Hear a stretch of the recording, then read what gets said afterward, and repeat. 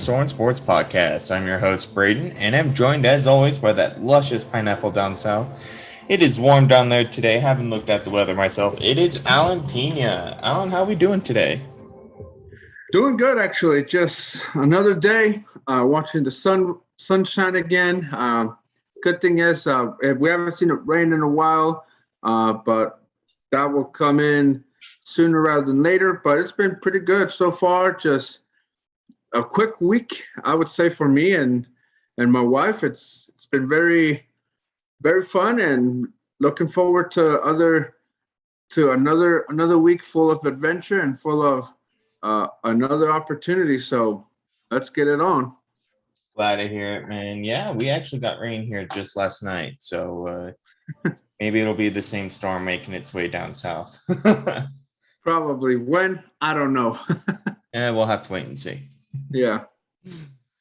So, but yeah, we got an interesting topic today, Alan, and it's a somber one, but it's one that is definitely worth talking about. And I think it's one that people will enjoy and one that I think will really benefit a lot of people by talking about.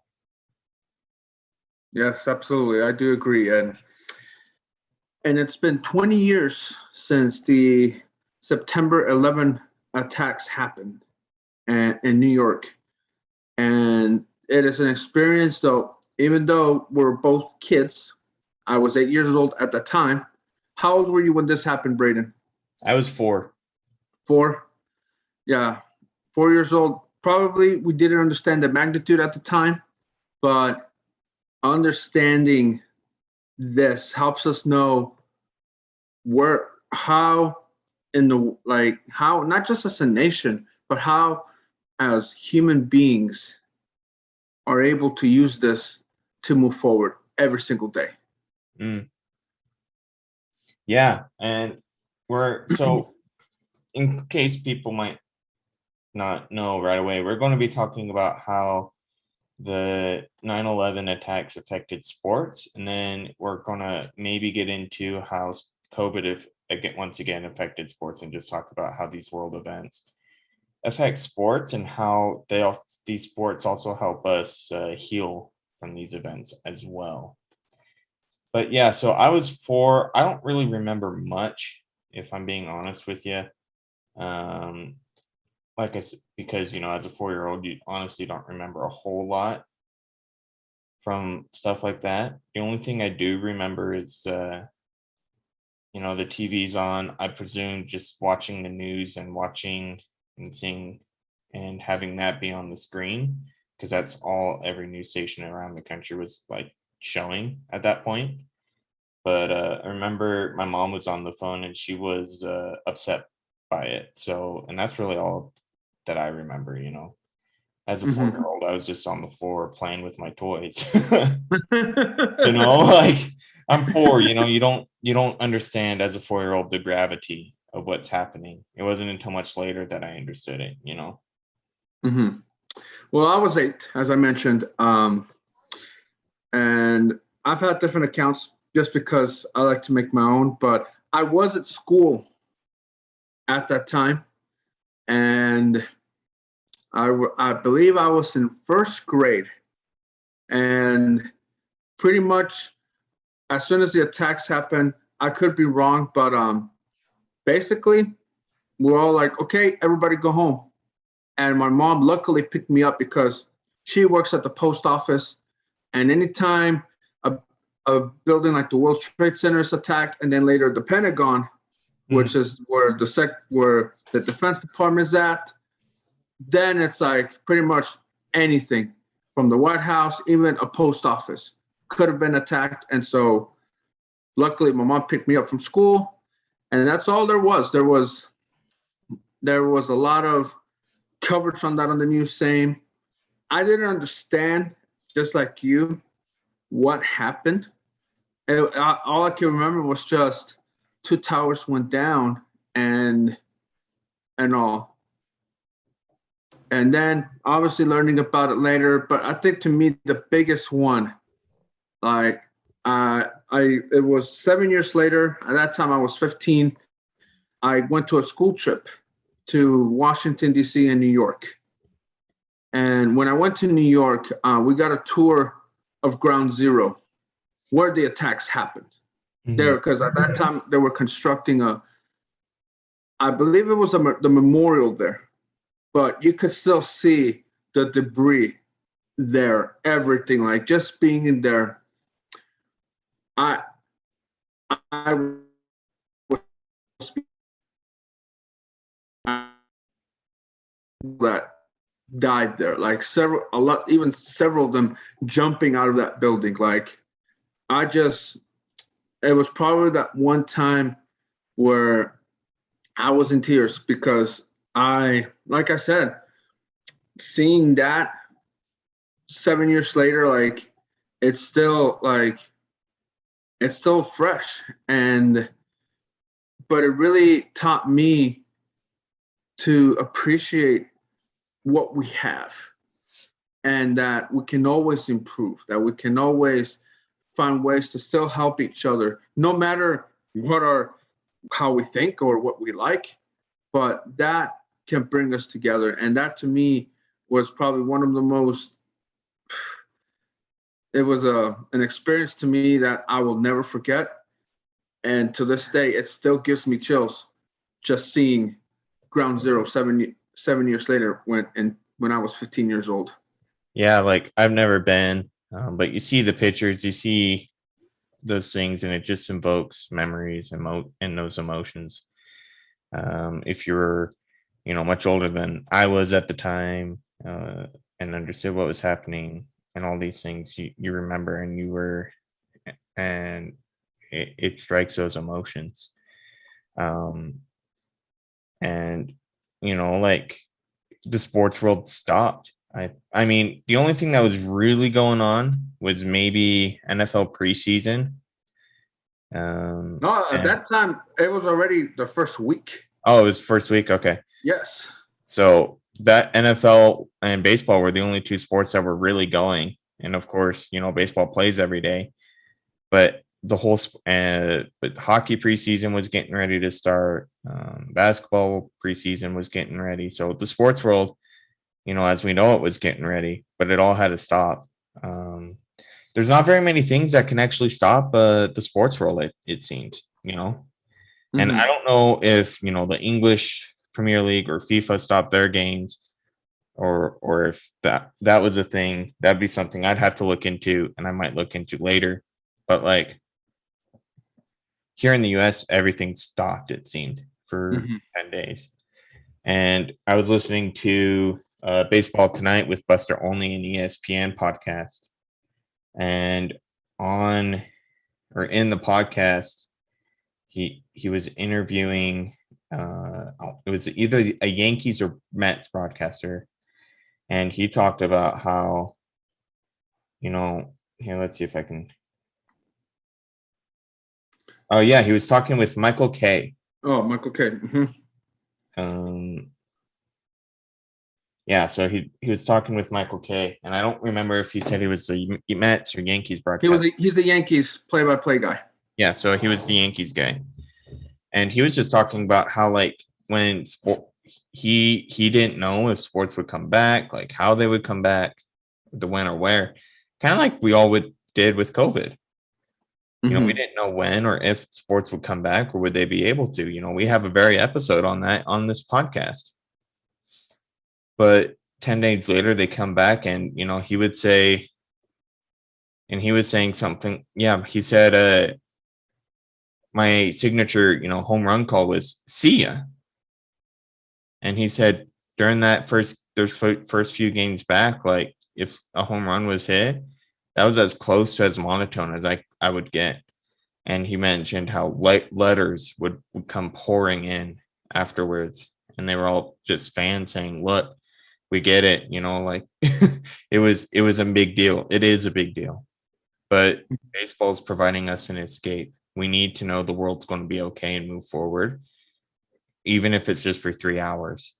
So you need to, like, say it as emphatic, as energetic, and joke around with your broadcasting buddy as much as you would normally, because it lets us know the world's going to be okay. And he did that, and here we are 20 years later. Yeah, and everything that you mentioned is wonderful. Like just that opportunity, like to joke around, even when times are tough. It just shows that we're gonna be okay. That even in the world of sports, where a lot of things take very importance than sports, but what sports does, and I'm gonna emphasize this again over and over, whether we are recording or not, is, and you mentioned this, Braydon, sports bring everybody together. Sports does things that and teaches things that maybe other things don't. It makes you be accountable.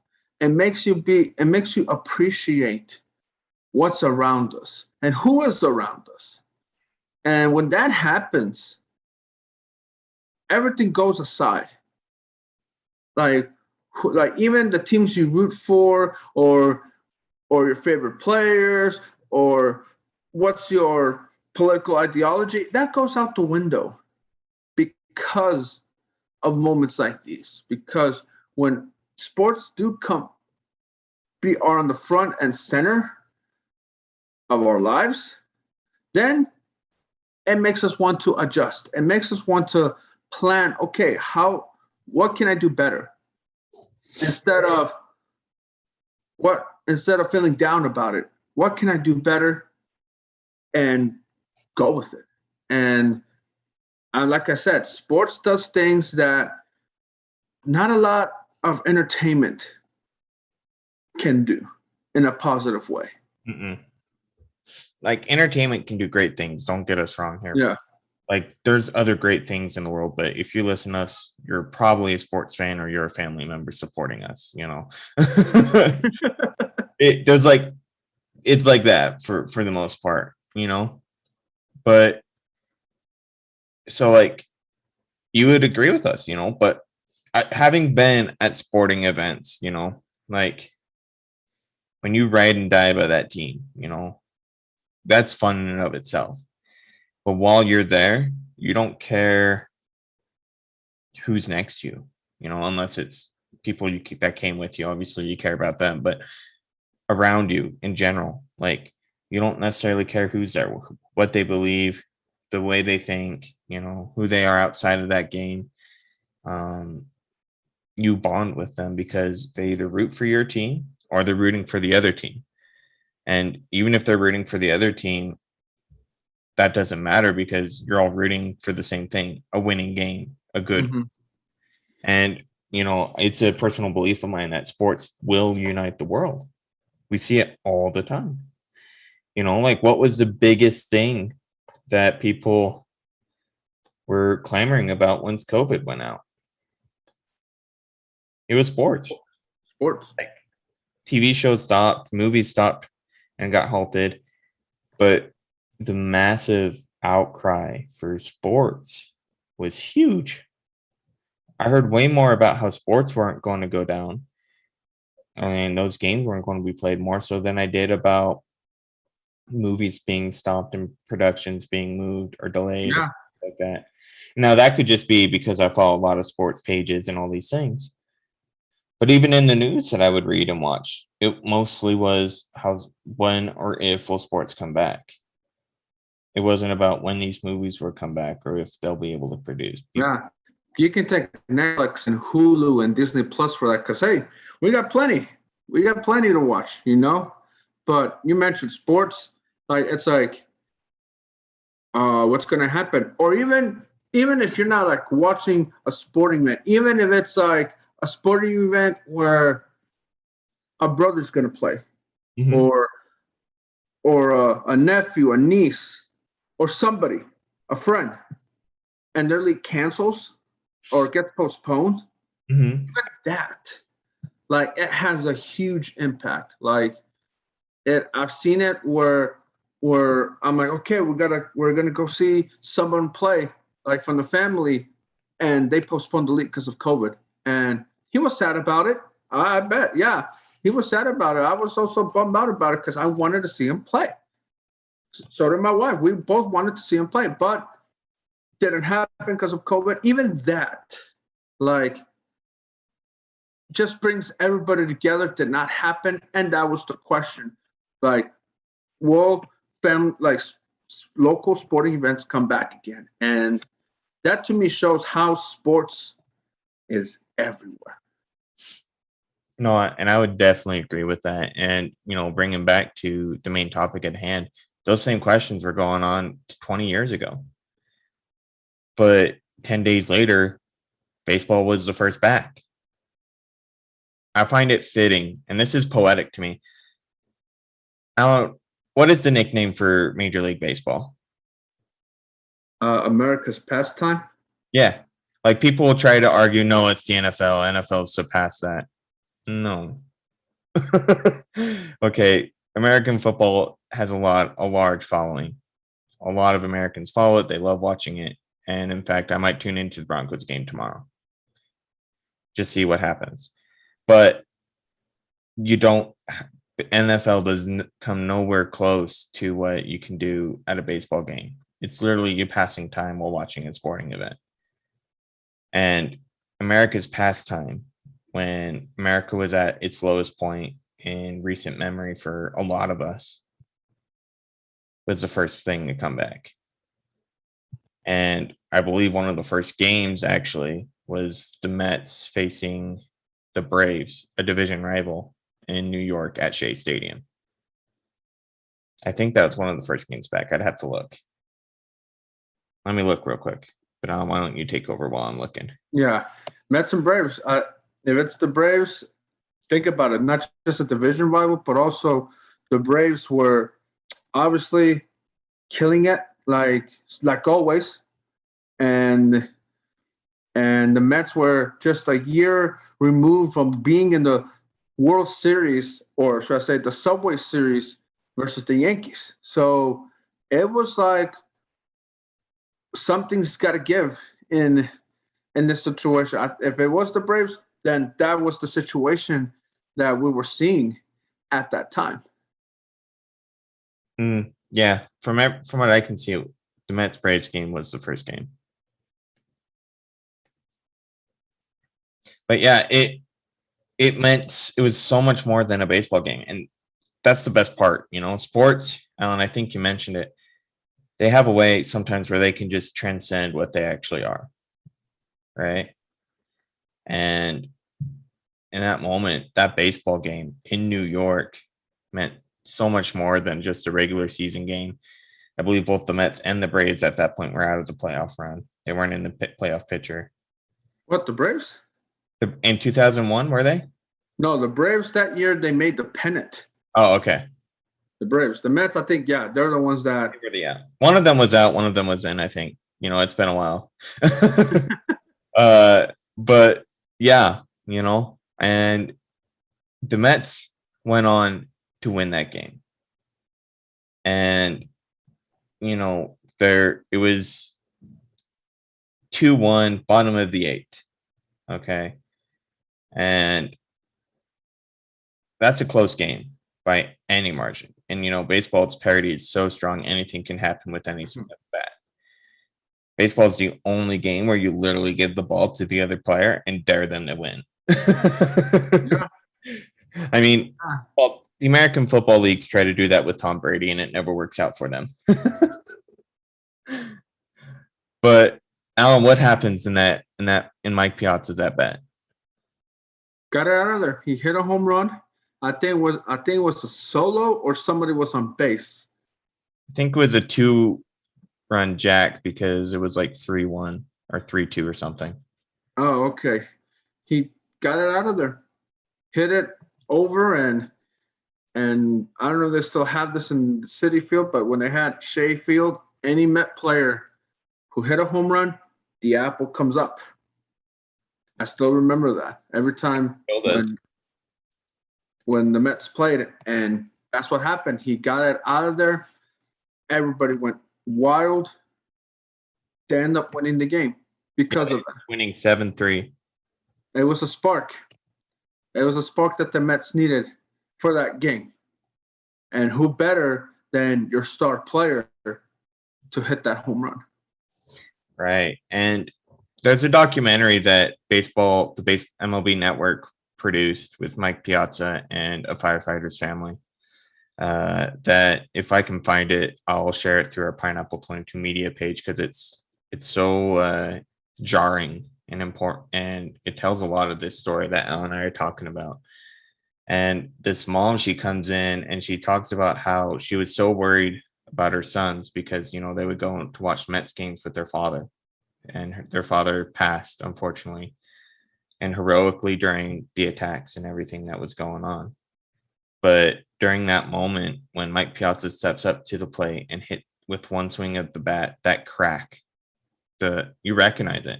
And when it was gone, everyone was cheering, everyone was shouting, everyone was happy.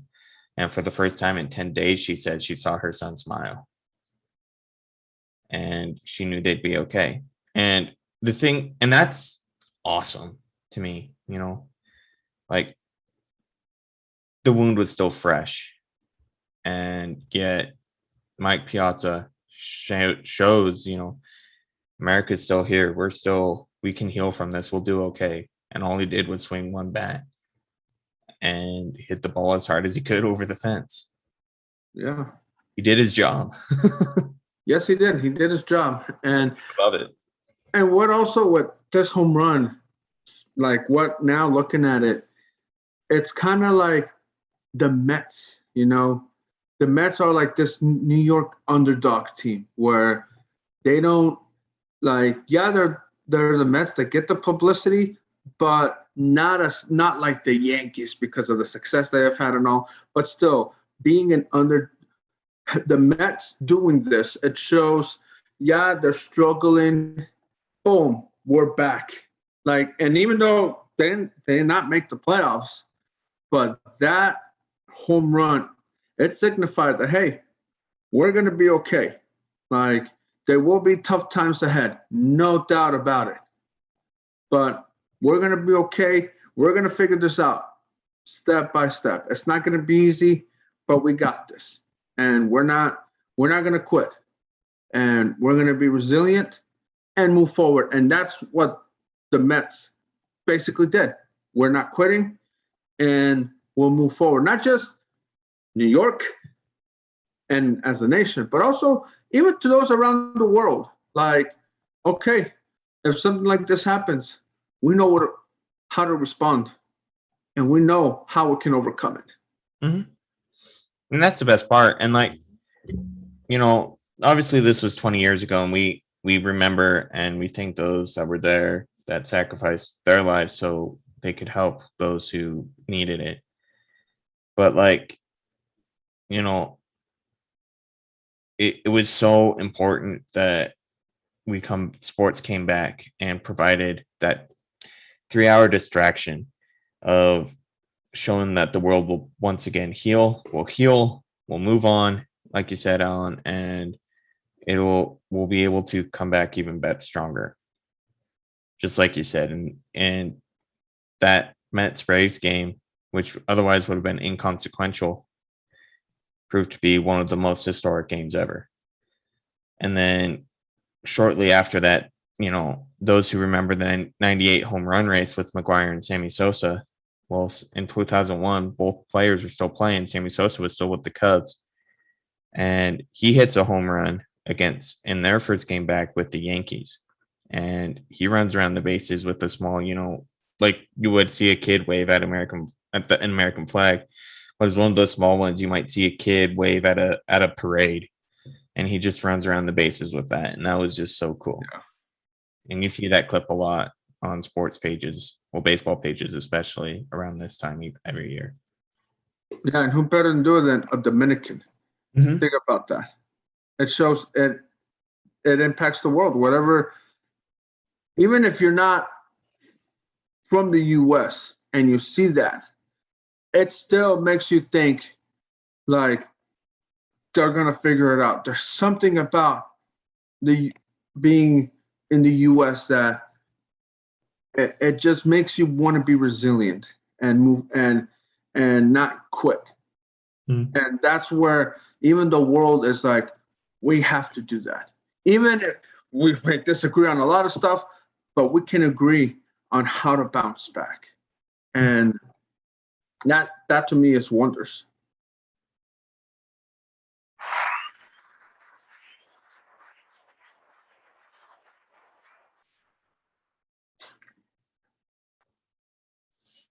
Yeah, and this is, like we said, this is a very somber topic today, and we've alluded to a couple times, but for a lot of those who weren't necessarily present at like were born afterwards, they read about it in their history books, like, so they can read all the information, they can see all these videos and hear what people experience and all that, but for them it's a bit different.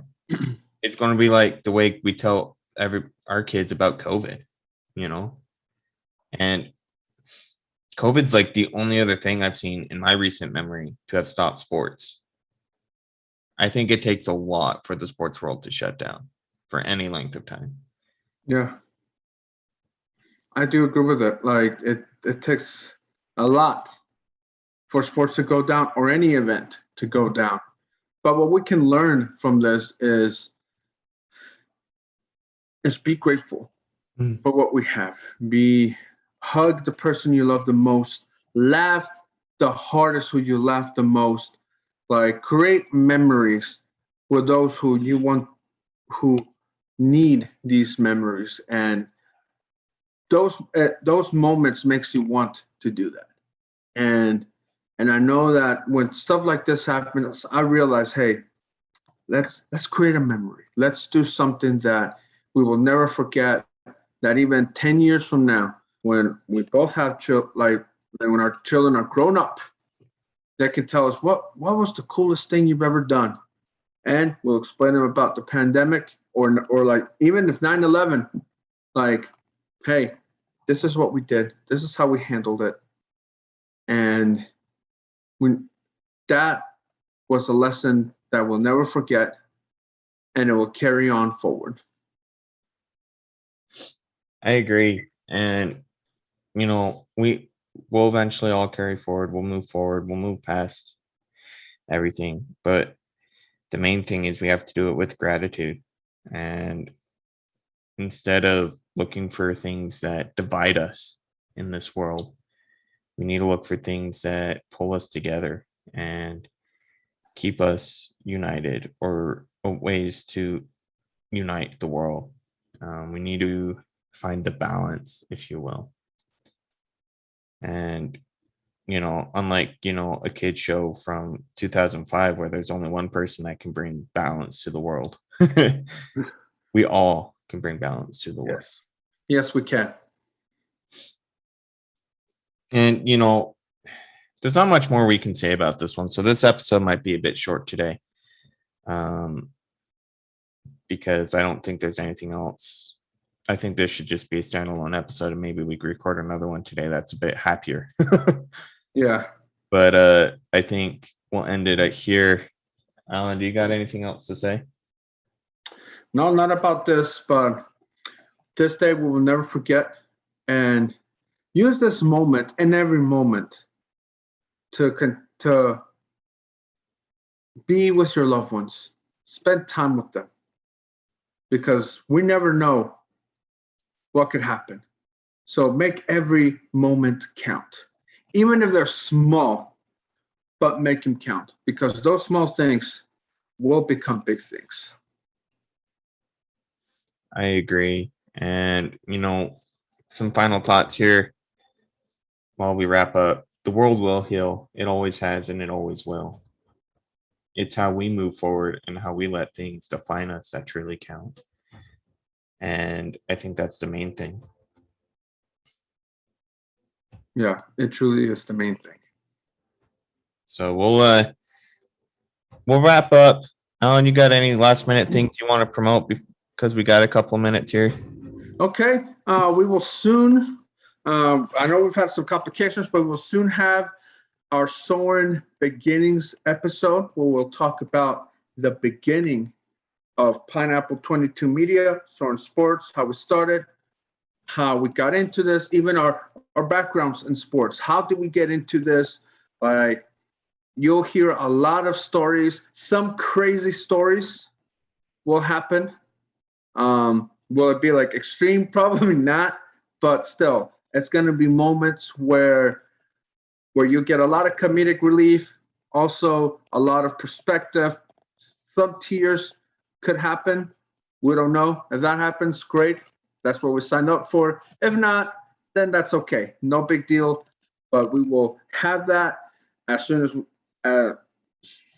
as hopefully either next week or probably 3 weeks from now. But stay tuned for that. We'll have that going. Also, check us out on YouTube, Pineapple 22 Media. We're there. Watch us, comment on what you agree with us, what you disagree. We have no problem. We'll take it either way. Yeah, and I got a new video editing program on my laptop. So we now officially have the latest episode out, called the one that was just released a week ago. We're Back, the sequel, and we'll just write out. Till next time.